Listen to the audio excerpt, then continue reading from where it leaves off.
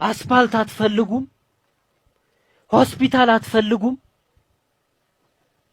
እናቶች በወሊድ እንዳይሞቱ አትፈልጉም? ትምህርት ቤቶቻችሁ ያማሩ ሆነው ልጆቻችሁ ያማሩ ትምህርት ቤቶች ውስጥ ገብተው እንዲማሩ አትፈልጉም? ከተሞቻችሁ እንደ ታሪካቸው እንዲያምሩ አትፈልጉም? የዚህ ጻር የሆነ ኃይል በጉያችሁ እንዴት ትይዛላችሁ? ከደጋዳሞት የከፋ በክልላችን ውስጥ ችግር የደረሰበት ወረዳ የለም። ስለዚህ ይሄን በተገቢው መንገድ ማየትና በቂ ትምህርት መውሰድ አለባችሁ። መሽኮርመም አያስፈልገውም። ሌላ አራተኛ ዓመት የደጋዳሞት ህዝብ መሰቃየት የለበትም። ከዚህ በላይ ግፍ መፍቀድ የለብንም። አይንት ሚንጣ ተዋርላ ዲላንታ ሚንጣ ተስታይሽ ሚንጣ የኛው ዜጋ የኛው ወንድም ስለሆነ አጠቃላይ የሃይማኖት አባት አቅም አለኝ የሚለው ሁሉ ተረባርበን እጅና ጓንቱናን ሞትን ሳንፈራ ተገባነ እየሞትንም ቢሆን ማለት ነው የሰላም ጥሪ ብናደርግ ነውር አይሆንም።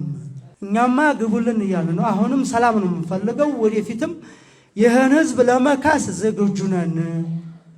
ዝግጁ ነን።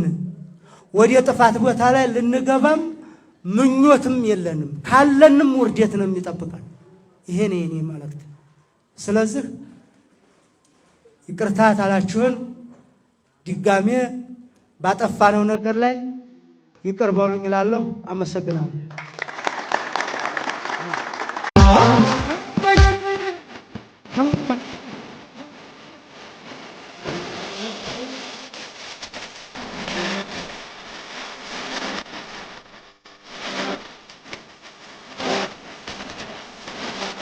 ይሄ ዘመን የኢትዮጵያ ብልጽግና ዘመን ስለሆነ የሚቆም ነገር አይኖርም እና ምን እናርገኛ ካላችሁ አቅጣጫ አንደኛው ሶቨርኒቲ ነው። ሉዓላዊነት፣ የፖሊሲ ሶቨርኒቲ፣ የምግብ ሶቨርኒቲ፣ የሐሳብ ሶቨርኒቲ የተረጋገጠበትን ኢትዮጵያ መፍጠር፣ መስራት፣ መግራት ይጠበቅብናል። ሁለተኛ ስኬል አፕ ማድረግ ነው። የተጀመረ የገጠር ኮሪደር፣ የተጀመረ የከተማ ኮሪደር፣ የተጀመረ የበጋ እርሻ፣ ኩታ ገጠም፣ ማዳበሪያ፣ ምርጥ ዘር፣ ፍሩት፣ የጓሮ እርሻ፣ እነዚህን ስኬል አፕ ማድረግ ማበራከት ያስፈልጋል። ሶስተኛ ሰርቪስ፣ ዜጎች ከኛ በቅንነትና በሳቅ የተሞላ አገልግሎት ይፈልጋሉ።